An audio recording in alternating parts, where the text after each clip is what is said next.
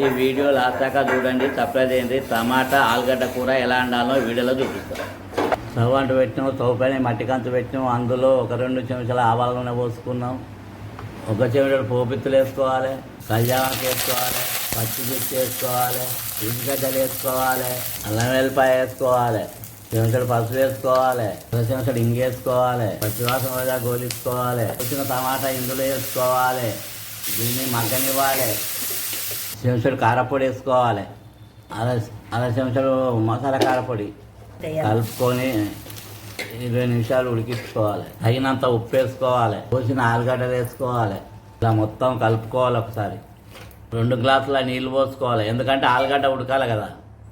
ఇప్పుడు నీళ్ళు పోసుకున్న తర్వాత ఒక 20 నిమిషాలు ఉడికించుకోవాలి.